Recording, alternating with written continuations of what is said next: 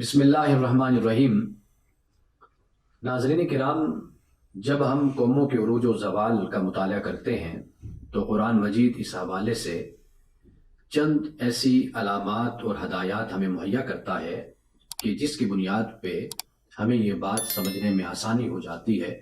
کہ قوموں کے عروج اور زوال کے اسباب کیا ہوتے ہیں۔ سب سے پہلی بات، اللہ سبحانہ و تعالیٰ یہ فرماتا ہے کہ کوئی قوم دنیا میں ایسی نہیں ہے کہ جو اس کی لاڈلی ہو۔ یعنی قوم یہود کا یہ خیال تھا کہ ہم اللہ کے دوست، اللہ کے محبوب ہیں، اللہ کے چہیتے ہیں۔ اللہ سبحانہ و تعالیٰ نے واضح طور پر یہ کہہ دیا کہ قُلْ فَلِمَ يُعَذِّبُكُمْ بِذُنُوبِكُمْ، کہ اے نبی صلی اللہ علیہ وسلم آپ کہہ دیجئے کہ پھر اللہ تمہیں تمہارے گناہوں کے باعث سزا کیوں دیتا ہے، عذاب کیوں دیتا ہے۔ یعنی اللہ نے یہ بتا دیا کہ اللہ سبحانہ و تعالیٰ کا جو قانون ہے، قانون جزا و سزا، اس میں کسی قوم کے لیے کوئی تبدیلی واقع نہیں ہوتی۔ دوسری بات یہ ہے کہ قرآن مجید ہمیں یہ بتاتا ہے کہ ان اللہ لا یغیر ما بقوم حتی یغیروا ما بانفسہم، کہ اللہ سبحانہ و تعالیٰ کسی قوم کی حالت کو اس وقت تک نہیں بدلتا جب تک وہ قوم خود کو بدلنے کے لیے تیار نہ ہو۔ یعنی یہ ایک دوسری بات ہمارے سامنے آتی ہے کہ جب تک ایک قوم آمادہ نہ ہو اس بات پر کہ وہ اپنے اجتماعی حالات میں تبدیلی نہ لائے، اپنے اخلاقیات میں، اپنی معاشرت میں، اپنی معیشت کو نہ بدلے، اللہ سبحانہ و تعالیٰ بھی کبھی اس قوم کی حالت کو تبدیل نہیں کرتا۔ تیسری بات ہمیں یہ سمجھ آتی ہے، قرآن مجید بتاتا ہے کہ ہمیشہ وہی قوم، وہی چیز دنیا میں قائم رہتی ہے کہ جو لوگوں کو فائدہ پہنچاتی ہے، اور جو فائدہ نہیں دیتی وہ کبھی زمین پر قائم نہیں رہتی۔ اس لیے وہ چیزیں کہ جو فضول ہوتی ہیں وہ ضائع کر دی جاتی ہیں، اور وہ چیزیں کہ جو فائدہ مند ہوتی ہیں وہ ہمیشہ قائم رہتی ہیں۔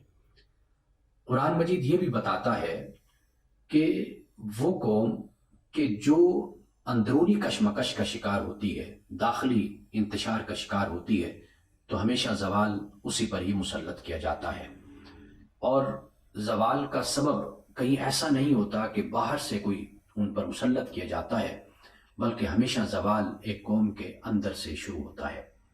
اور اس کی بنیاد قرآن مجید یہ بیان کرتا ہے کہ جب کسی قوم کا اخلاق بگڑتا ہے تو وہ قوم زوال پذیر ہو جاتی ہے۔ جب ہم انبیاء علیہ السلام کی اقوام کی تاریخ کا مطالعہ کرتے ہیں، جب ہم اس کو دیکھتے ہیں تو ہمیں معلوم یہ ہوتا ہے کہ سب سے بڑا جرم جو ان کا تھا وہ شرک تھا۔ یعنی اللہ سبحانہ و تعالیٰ کی توحید پر ایمان نہیں تھا۔ اللہ سبحانہ و تعالیٰ کو وہ اس کائنات کا اور زمین و آسمان کا خالق اور مالک ماننے کے باوجود بھی دوسروں کو اس کا شریک ٹھہراتے تھے۔ اور دوسری وجہ جو قرآن مجید ان کے زوال کی اور رب کے عذاب کی بیان کرتا ہے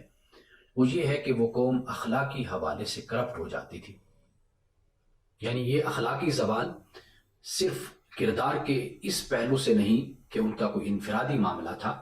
بلکہ معیشت میں، کاروبار میں، تجارت میں، سیاست میں، معاشرت میں مکمل طور پر وہ کرپشن کا شکار ہو جاتی تھی۔ اس کے لیے قرآن مجید نے حضرت شعیب علیہ السلام کی قوم کا ذکر کیا ہے، حضرت لوط علیہ السلام کی قوم کا ذکر کیا، حضرت نوح علیہ السلام، حضرت ہود، حضرت صالح، ان تمام اقوام کا قرآن مجید نے تفصیل کے ساتھ ذکر کیا اور ہمیں یہ بتایا ہے کہ قومیں عروج و زوال کا شکار کیسے ہوتی ہیں۔